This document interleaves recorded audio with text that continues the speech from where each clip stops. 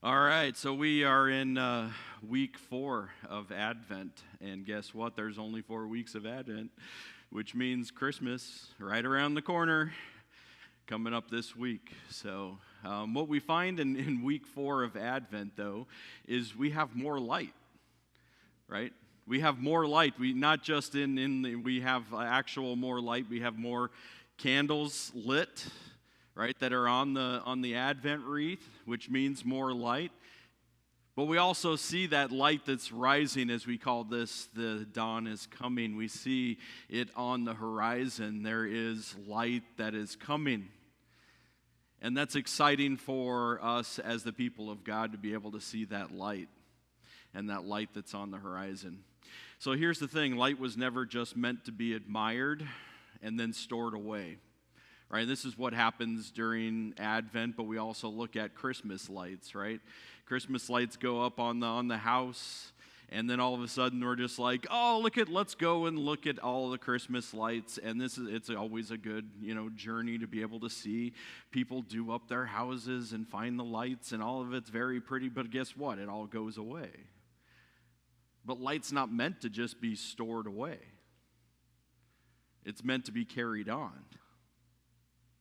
Jesus, and last week during our bilingual, we talked about the identity as those people that God has says, you are the light. Right, so we talked about this identity, and we're going to start with that identity still today, because Jesus in the text in Matthew, he says that, yes, we are the light of the world. And that if we are the light of the world, then this is the thing, is that we're supposed to not just store that light, but continue to carry the light. So let's go to our text. We're just going to be in Matthew chapter 5 today, and we're going to be like 14 through 16. So if you've got your Bibles, feel free to open it up. 14 starts this way. Jesus says, you are the light of the world, and like a city on a hilltop that cannot be hidden. Right, so Jesus he says that you are the light of the world, right? But we also know that we're not the source of the light. Right, Jesus, puts the light in us, and that's the reason why he then calls us the light of the world, but we're not the source. Jesus is the source, and we know that. And this is where it gets difficult for some people when they're looking at a text like this, when he says, you are the light of the world. But he's saying, God, put that light in you. There's that source that already is being in bed in you to be the light. But I look at it this way. We're called to be like reflectors of the light, which is what the moon does. You notice the moon is not the source of the light, but it still shines in the dark night, right? And why does it shine? Because of the sun. The sun hits the moon, and when the moon's up at night, that's how it's shining. It doesn't shine because it's its own source of light. It's the reflector. This is who we are as a people. This is why he says you're the light of the world, because we are reflecting the light of Jesus to the world. But this is also very important for us to know and understand. When Jesus says you are the light of the world, you is plural. He's saying y'all. You all are the light of the world. Who is he talking about then, right? He's not just saying like you, yes, you, singular. Yep, he could be saying that. But it's also you, collective. You, church. You, followers of Jesus, who are reflecting the light of God, you are the light of the world. Because this is the truth. The church shines brightest when we are together. And the church shines brightest when we collectively are shining the light together. There's so much when we come together, whether that's in person or whether it's just together when we're all out there individually in the world, but we're still together in the things that we've been shaped by. And so when we continue to be shaped by the things of God, right, we get shaped by mercy and generosity and justice and love. You see, and those things are the reflection of who God already is. God is a God of love. God is a God of mercy and generosity and justice. And when we are reflecting that light out into the world, we collectively, as the church, continue to be able to carry out these acts of love, mercy, generosity, and justice.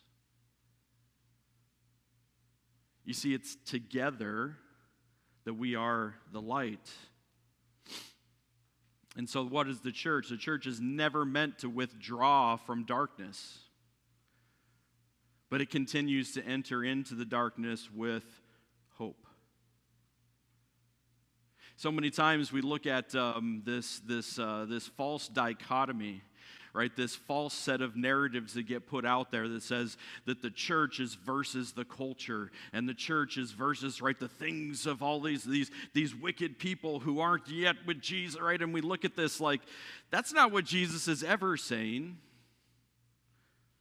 Jesus is never saying, like, look at all these wicked people, and now go shine your light with there, or just let them be darkness somewhere else.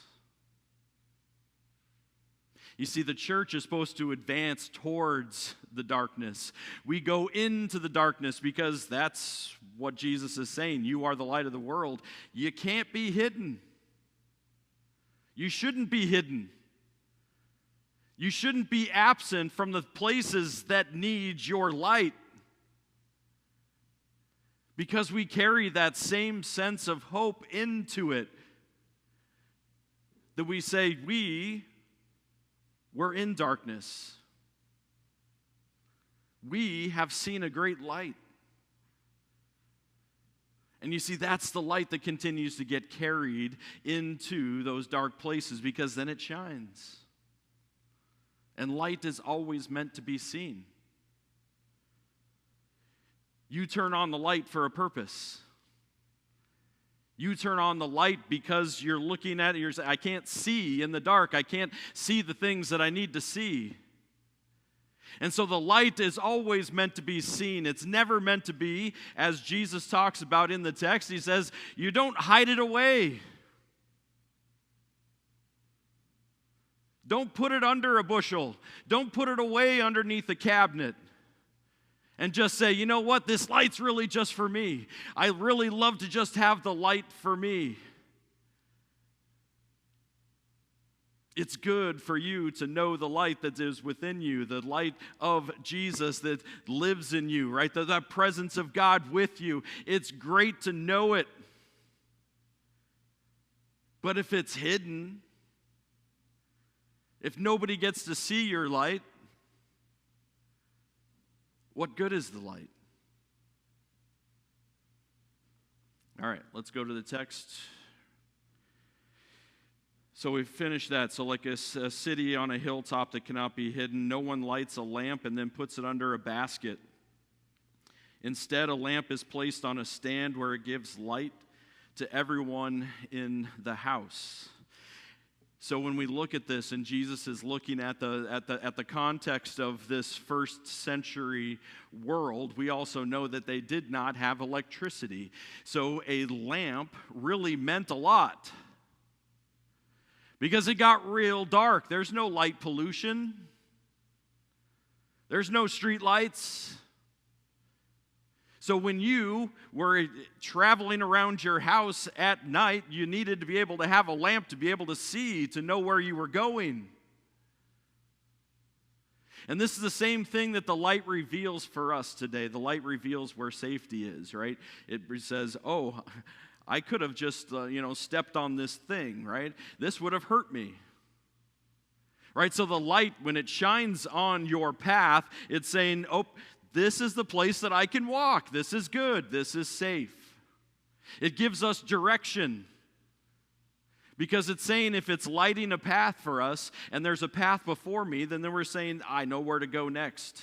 And it gives me a sense of this direction. I'm going that direction right here because this is what's lighting my path. And it exposes dangers. Anybody ever go camping? I'm not a big camping person, but I'd rather have a hotel. But here's the thing: when I was a Ute, and I was in Boy Scouts. They had required camping, and so I had to go camping. And they're like, "Well, make sure you bring a flashlight." And I'm like, "Well, what do I need a flashlight for?" Like, this is going to be fine. Like, I don't need a flashlight. And they're like, "You're going to need a flashlight." And I'm like, "Well, I'm not bringing a flashlight." And here's the thing: in this first trip that I ever went on camping, I didn't bring the flashlight. And afterwards, I'm like, "Mom, Dad, I need a flashlight for next time," because I couldn't see. And guess what? When you're camping and all you have is like tents up, like you got to find a place to use the restroom, and the whole camp, like you have to go to a place where you're not going to be using the restroom next to your tent. It's fair, right? I would say take that into advice. If you haven't been camping, that's what you want to be able to do. But here's what you need is a flashlight. You need some kind of lantern because you got to know where you're going.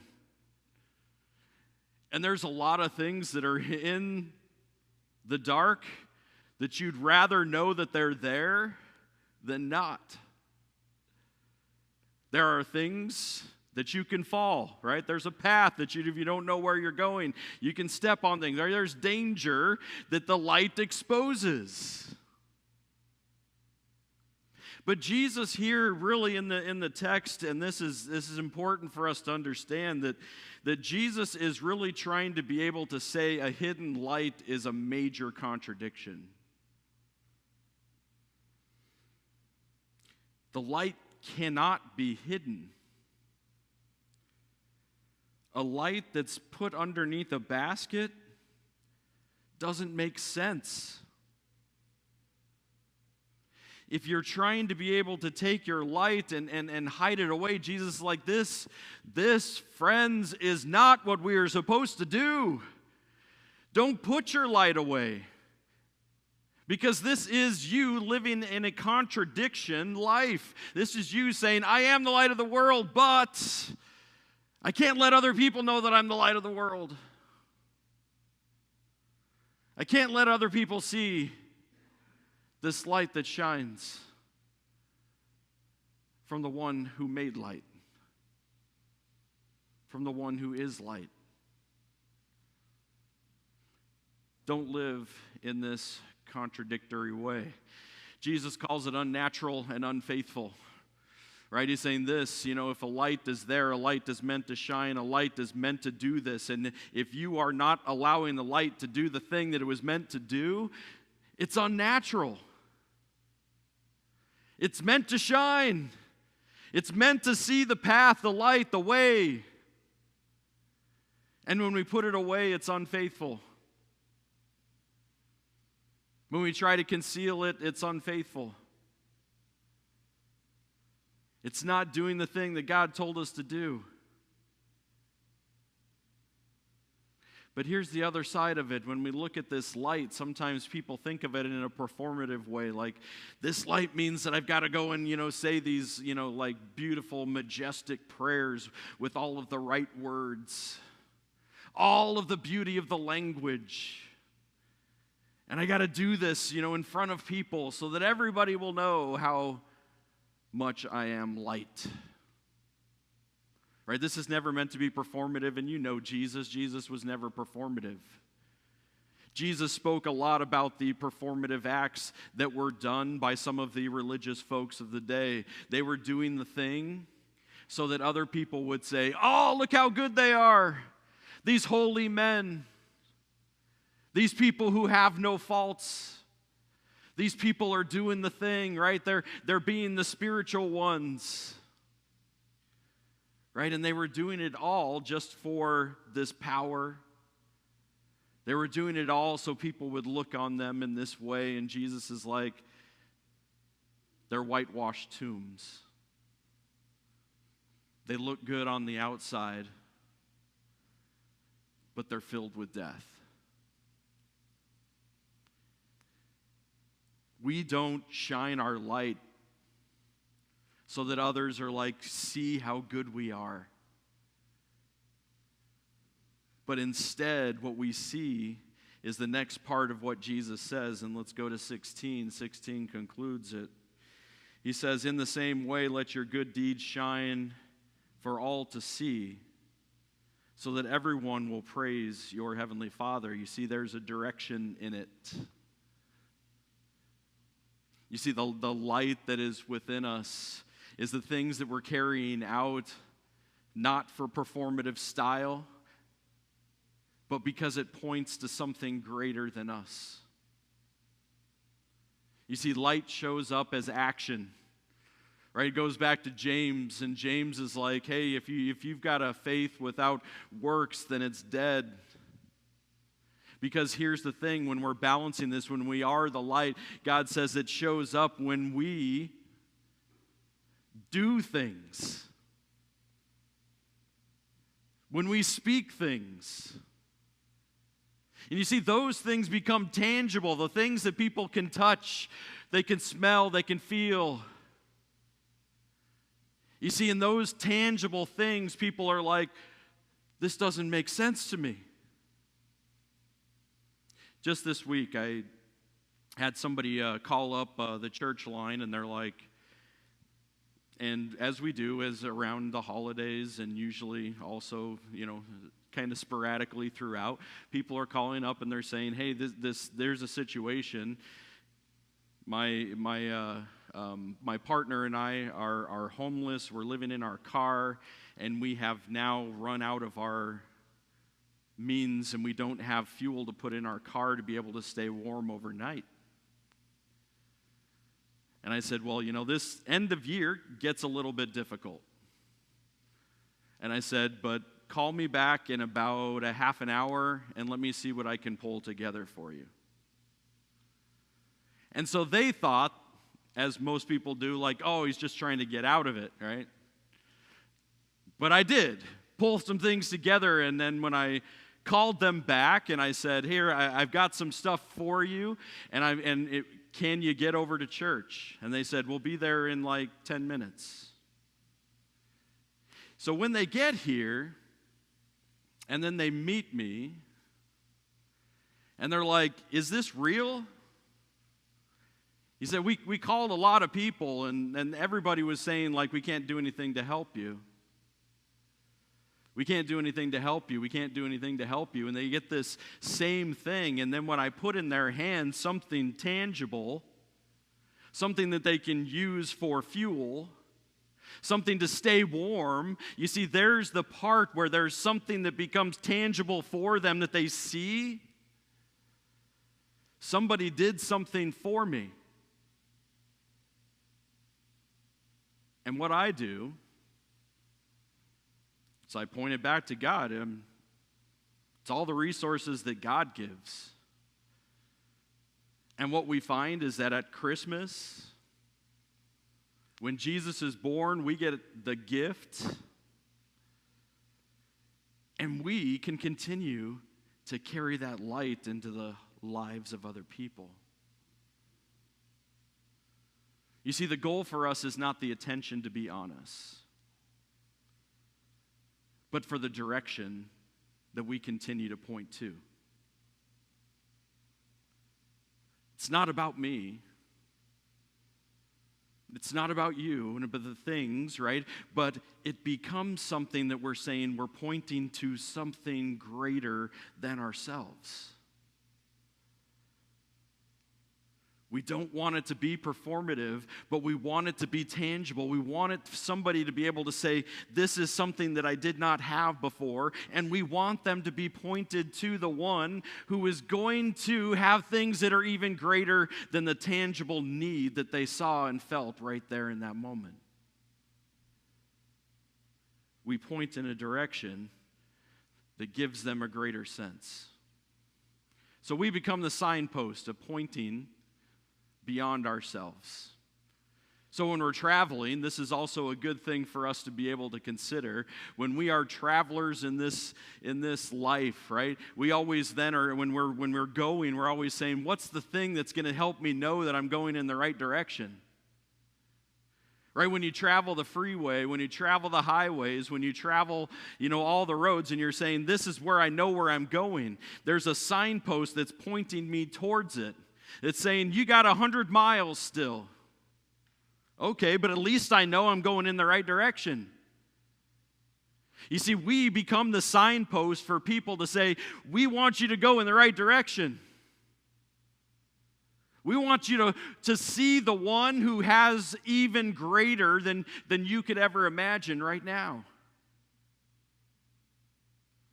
And so those small acts can have a great impact. Sometimes things that we'll never even see. Sometimes the things that we'll never even know and the impact that it can have on people. You see, those small things become great. We look at candle lighting, and we're a few days away from Christmas Eve where we will have a candlelight service. And part of the thing in the tradition of being able to have the candlelight service and then the way that we do it is that we grab the light from that center candle, the Christ candle as they call it, and we get the light from there and then we carry it out. And we go along the sides right here, and then we hold our candle, and people take the light from the candle. And then they pass it along to the next person. They pass it along to the next person. And you see, this is the great image that we have of being light carriers. Because when you pass along the light to somebody else, it doesn't mean that you don't have a light. It just means that you lit somebody else up. You don't diminish your light by passing it along. You don't sacrifice your light to be able to give it to somebody else. This is something that's shared with others. And that flame never goes out. The flame is never diminished. And this is what we know today, is that our world still needs that light. That world around us has lots of dark places and lots of dark situations where you and me, the church collective, needs to shine brightly. Where hatred is trying to be sown, where division is trying to continue to make its way to divide people. We need to be the light of unity, the light of peace. We need to be making sure that we as a people, as we're carrying this light, it goes and moves towards pain and not away from it. Because we're scared of it. Because we don't want to be, hindered by somebody else's pain. Light continues to move towards the darkness because we know the world needs it. And this is the same thing when we look at what Jesus says, when he says, you are the light of the world. Don't hide yourself. Don't go and crawl into a basket and close the lid and say, nope, I'm going to keep the light because I'm warm. Let your light shine. Your light will not be diminished even when you're carrying that light to somebody else. You are the light of the world. In Jesus' name. Please stand and pray with me.